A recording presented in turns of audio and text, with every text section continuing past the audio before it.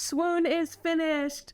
This Camille Roskelley fan could not be more excited to have finished one of her iconic quilting patterns in the Lighthearted fabric by Thimble Blossoms. So I am so excited to take you on this journey that lasted maybe a little bit longer than it should have, but we got it done, and so let's celebrate. Hello everyone, welcome to Eaddy's Craft Room. I'm Hannah Catherine Brand. Thank you so much for joining me today as we finish this beautiful quilt. Now, I originally bought this fat quarter bundle back in, I believe it was November of 2023, which is so hard to believe it was that long ago.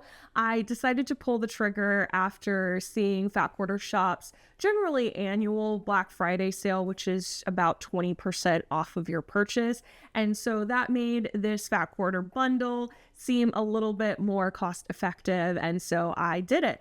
Unfortunately, it sat for a while because I decided I was going to knock out some other whips, which that seems to be kind of a common theme on this channel. But it was just so beautiful sitting there in the project bin, and I had to dig in. Before I made Swoon, I actually also made a baby quilt from this fabric line that was fat quarter friendly. I made a full video on that, which I will link up above, so you can check that out. And then with the remaining fat quarters, of course, I made the Swoon quilt. So what I did was I set aside my fat quarters that I wanted to use for Swoon and then made the baby quilt, and then eventually got to pair my fabrics up together and make these beautiful blocks. Because the blocks are so big, the quilt actually comes together fairly quickly, which was a wonderful plus, especially because I was so excited about the quilt and only worked on it in kind of spurts of energy. So it was nice to see tangible progress. My new sewing machine actually renewed my interest in getting it done because I put all of the work into cutting out all of my fabric months and months and months ago. And so when I just wanted to sew with my new machine, those fabric pieces were ready to go. And so that is ultimately why I got this quilt done sooner than I thought I probably would. Now that I have some half square triangles all sewed up, it's just a matter of getting them all shaped up. I guess that's the best word for it. So with these, I have found my marking tape on my sewing machine to just be the best thing possible and a huge, huge time saver.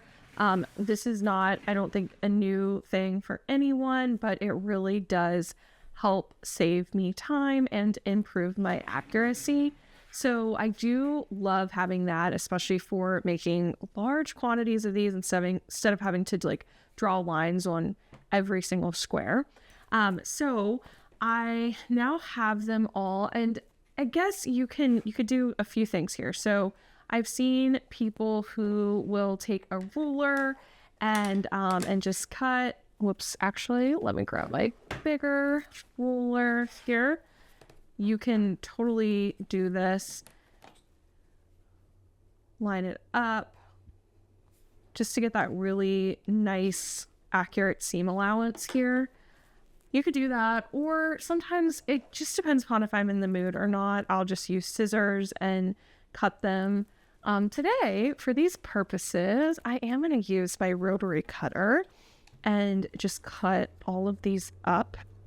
I also have talked before about how I love this little tool, and this is actually a wrapping paper cutter. It's probably 15 years old, and I discovered it fairly recently for use in my sewing room. I've just held on to it for all that time. I don't think this one's made by Scotch. I don't think they make it anymore, but I have seen them on Amazon from other companies. I know there's all those different tools that you can use to with your chain pieced pieces, and you can use to cut everything up, but this is just something that I really like using, and it's fun to use actually. So I keep it around. Another thing that I have really enjoyed and I feel like has helped with my accuracy is my very kind brother for Christmas got me a whole set of Creative Grids rulers, and I will show them to you. So It was this one, which is a 6.5 inch by 6.5 inch, 5.5 inch squared. And then this one is a 3.5 inch square. I am using, let's see, or do I have that right? No, sorry, 4.5 inch, 3.5 inch, and 2.5 inch. So it's been really nice to have all of these sizes.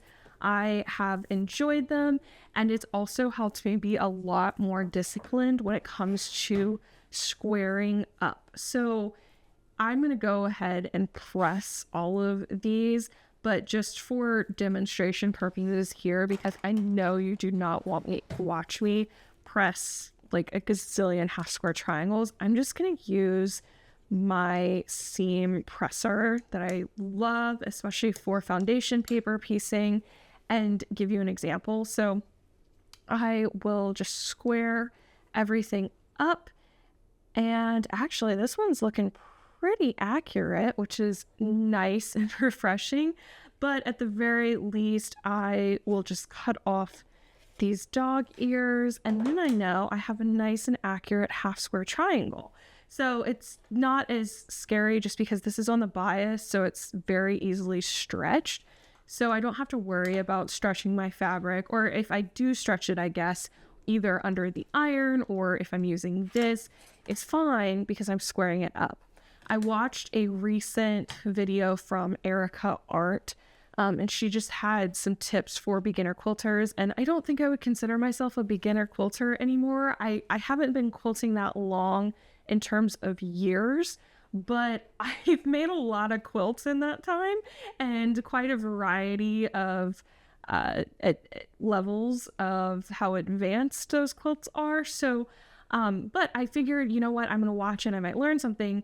And it wasn't necessarily something new that I learned, but a really great reminder that it is really important to take the time in each step of making your quilt blocks to square things up and make sure that they're accurate, because she made a great point in saying that even if you're an 1/8 of an inch off, that added up over, I'm terrible at math, but I want to say it was like 8 blocks, I think that makes sense, is a full inch that you're going to be off in your quilt. So great reminder not to be lazy with my piecing, and that squaring up really does pay off in the long term.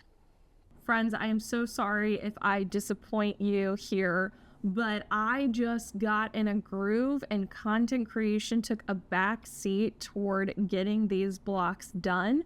Before I knew it, I had them all finished and laid out, and that's when I realized, oh my goodness, I have nothing else to show them, because it's just a matter of, at this point, sewing some long seams and getting the sashing and borders put on this quilt.